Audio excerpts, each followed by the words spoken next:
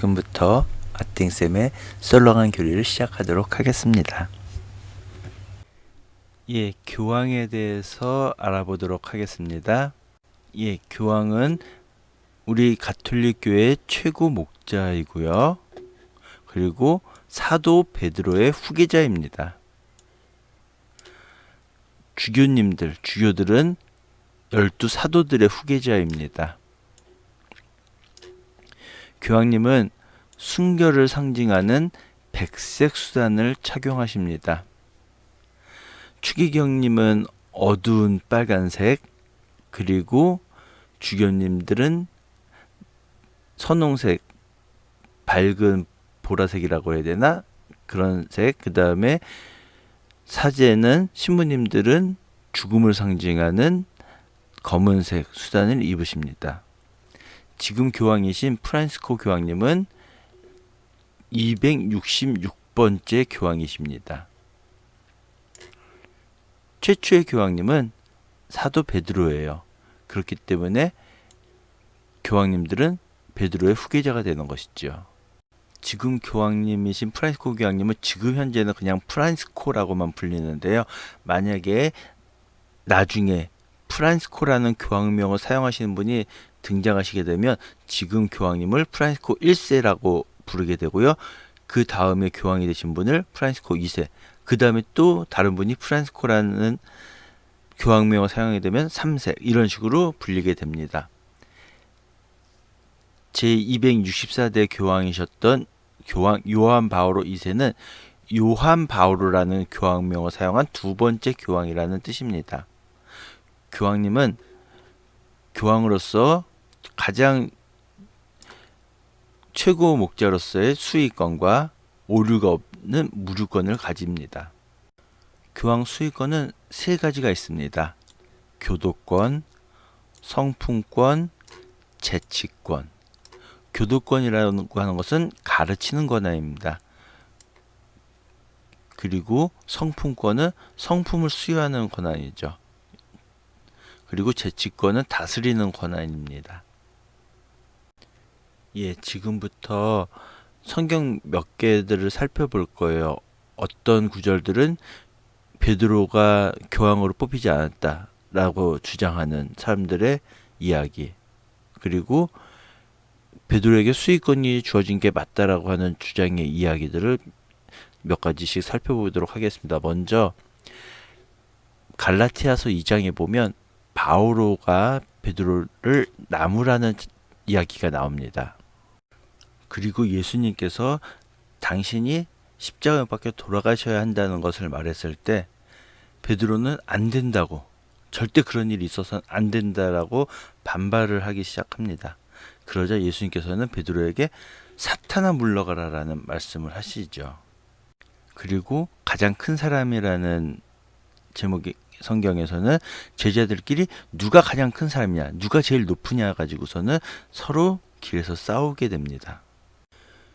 요한복음 20장에 보면 예수님께서 부활하신 다음에 예수님께서 부활하셨다는 소리를 들은 제자 2명이 예수님의 무덤에 확인하러 가요. 그런데 베드로와 다른 제자가 함께 갔는데 다른 제자가 베드로보다 달리기가 빨라서 먼저 도착했지만 그냥 먼저 다른 제자가 들어가지 않고 베드로가 먼저 확인한 다음에 다른 제자도 들어가게 됩니다. 부활하신 예수님께서 베드로에게 나타나셔서 물으십니다. 요한의 아들 시몬아, 너는 이들이 나를 사랑하는 것보다 더 나를 사랑하느냐? 베드로가 예, 주님, 저는 주님을 사랑합니다. 그러자 예수님께서 내 어린 양들을 돌보아라. 또 베드로에게 똑같이 물으시죠. 나를 사랑하느냐? 예, 저는 주님을 사랑합니다. 다시 한번 세 번째로 예수님께서 베드로에게 묻습니다. 나를 사랑하느냐? 왜 세 번이나 예수님께서 베드로에게 나를 사랑하느냐라고 물으셨을까요? 그것은 바로 예수님께서 잡히셨을 때 베드로가 예수님을 세 번이나 모른다고 이야기했기 때문이죠. 그래서 베드로는 슬퍼졌어요. 자기가 그렇게 3번이나 예수님을 저는 저 사람 몰라요 라고 했던 것이 생각나서 슬퍼져서 예, 저는 주님을 사랑합니다. 당연히 주님께서는 모든 것을 아십니다. 예수님 다 아시잖아요. 제가 주님을 얼마나 사랑하는 줄. 이렇게 대답을 합니다. 예수님께서 베드로에게 내 양을 돌보아라 라고 말씀을 하십니다. 사도행전 5장에 보면 히나니아스라는 사람과 사피라라는 사람이 재산을 바치면서 거짓말을 하면서 재물을 바쳐요. 재산을. 그래서 베드로가 왜 거짓말을 하냐면서 히나니아스와 그 아내 사피라를 징벌하죠. 사도행전 15장에서 보면 어떤 분쟁과 논란이 생겨난 것을 예루살렘에서 사도들과 원로들에게 올라가서 확인해 보려고 했어요. 그때 문제를 검토하려고 모였고요. 오랜 논쟁 끝에 베드로가 그들에게 말을 합니다. 그리고 하느님께서 일찍이 여러분들 가운데서 나를 뽑으신 것을 여러분은 알고 있을 겁니다. 라고 말을 합니다. 예, 교황 수익권에 대한 이야기는 앞서 살펴보았던 갈라티아서 2장에서 보면 바오로 사도가 베드로 사도를 나무라는 장면이 나옵니다. 그리고 마르코 복음에서 보면 제자들끼리 누가 제일 높은 사람이냐 가지고 다투었던 이야기도 나옵니다. 그리고 마르코복음 8장에서는 베드로에게 예수님께서 사탄아 물러가라라는 말씀까지 하십니다. 이런 이해를 들면서 개신교에서는 베드로에게 수익권은 없었다라고 주장을 합니다. 그런데 요한복음 20장에서 보면 예수님의 무덤을 확인할 때 다른 제자가 무덤에 더 먼저 갔음에도 불구하고 베드로가 들어가서 확인하고 난 다음에 따라 들어가게 됩니다. 그리고 21장에서는 예수님께서 베드로에게 내 양들을 잘 돌보라는 말씀을 하셨습니다. 마테오복음 16장에서는 반석 위에 내가 교회를 세우겠다. 너는 베드로이다. 내가 이 반석 위에 나의 교회를 세우겠다라고 말씀을 하십니다. 사도행전 5장에서 보면 베드로가 히나니아스와 그의 아내 사피라의 거짓말을 벌하였죠. 그리고 사도행전 15장에서는 자신이 대표로 뽑혔다는 이야기를 이야기합니다.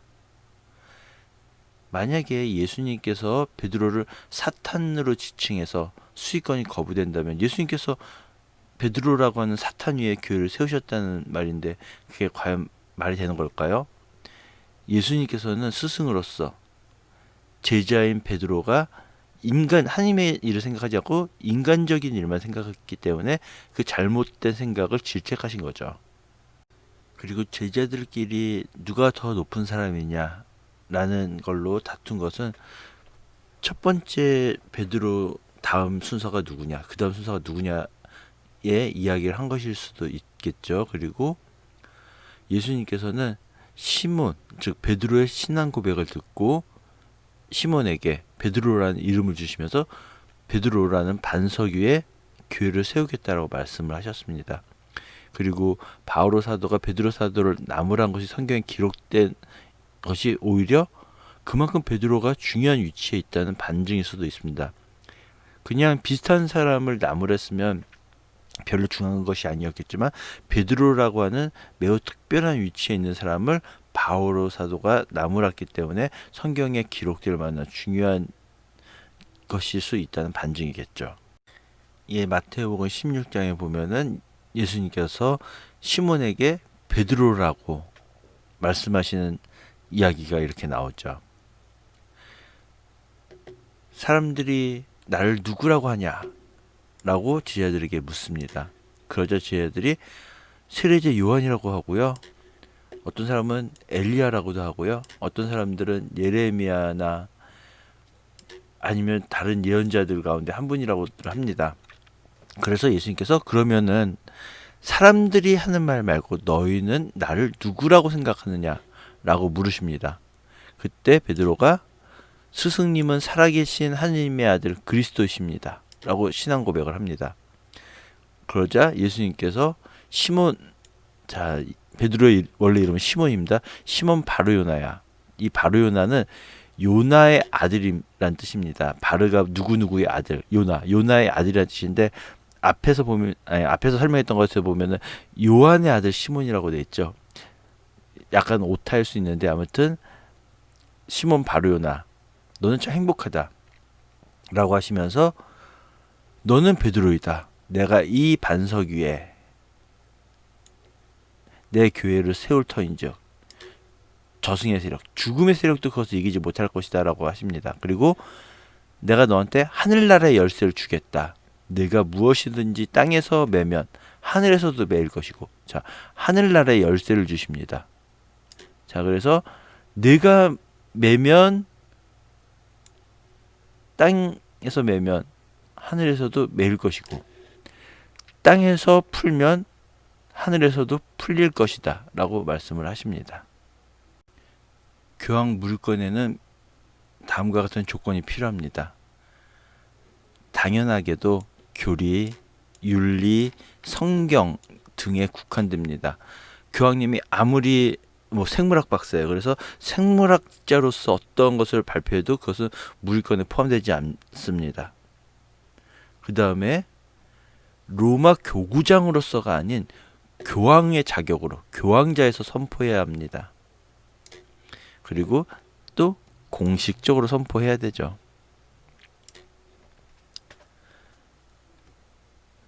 그래서 어떤 가톨릭 교리나 아니면 윤리 문제라던가 성경 등에 관해서 교황자에서 공식적으로 선포한 것이 교황 무류권에 해당됩니다. 그리고 교황 개인의 도덕성이나 성덕과는 아무런 상관이 없습니다.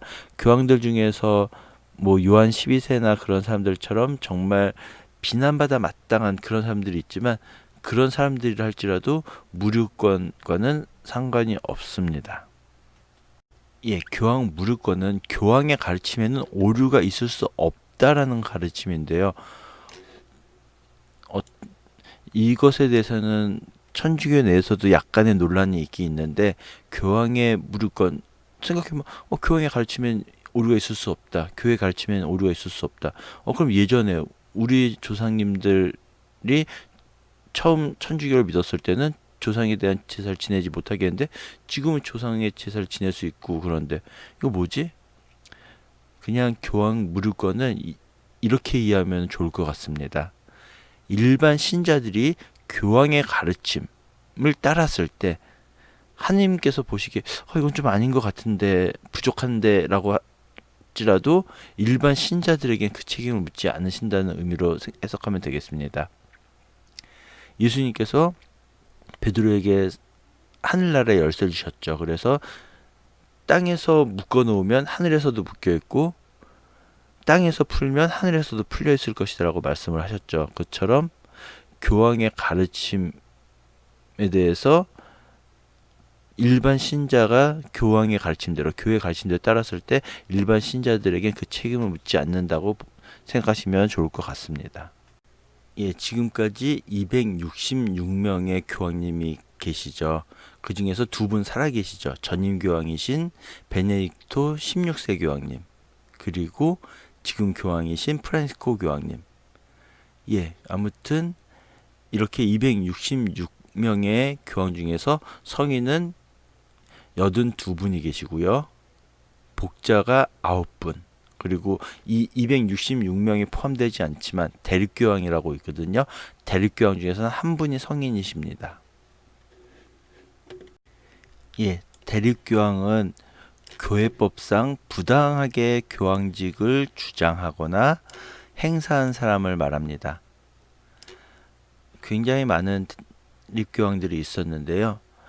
대립교황 중은 아비뇽 유수, 아비뇽으로 교황청을 옮긴 이후 서구 대이교 사건 때 가장 심했습니다. 그래서 심지어 교황이라고 주장하는 사람이 3명이 있을 때도 있었죠. 그래서 서구 대이교 때 로마 계열의 교황님은 정통이시고요. 아비뇽 계열 그리고 피사 계열의 대립교황이 있었습니다. 예, 서구대교 전이나 심지어 지금도 대립교황은 있습니다. 서구대의교로 인한 대립교황 사태를 종식시키는 과정에서 공의의 수의설이 주장되기도 했었어요. 공의의 수의설은 교황보다 주교들이 모여서 회의하는 공의회가 더 높다, 더 우위에 있다라는 주장이었는데요. 이 공의회 수의설은 프랑스 갈리아주의에 영향을 주었지만 제1차 바티칸 공의회에서 단죄되었습니다. 여교황 요한나의 전설이라는 것이 있는데요. 이는 사실이 아닙니다. 레오 4세 교황과 베네딕토 3세 교황 사이에 있었다라는 전설이 있었던 거예요. 교황주일은 성 베드로와 성 바오로 사도 대축일에 가까운 주일을 교황주일로 합니다. 예, 여러 가지 십자가 모양이 있는데 여러분들이 많이 봐왔던 십자가도 있고 처음 보는 것도 있고 그 다음에 물론 여기에 나오지 않은 십자가들도 있습니다. 예, 근데 제가 이 여러 가지 십자가를 보여드린 것은 베드로 십자가와 교황 십자가 그냥 이 두 가지 소개해 드리려고 하는 겁니다. 예, 베드로 십자가 보면은 모양이 좀 이상하죠. 거꾸로 돼 있어요. 베드로 사도는 죽을 때 나는 선생님과 똑같은 방법으로 죽을 수 없다라고 하면서 거꾸로 십자가에 못 박혀 돌아가셨습니다. 그래서 베드로 십자가는 십자가가 거꾸로 된 모양입니다. 지금까지 들어주셔서 대단히 감사합니다.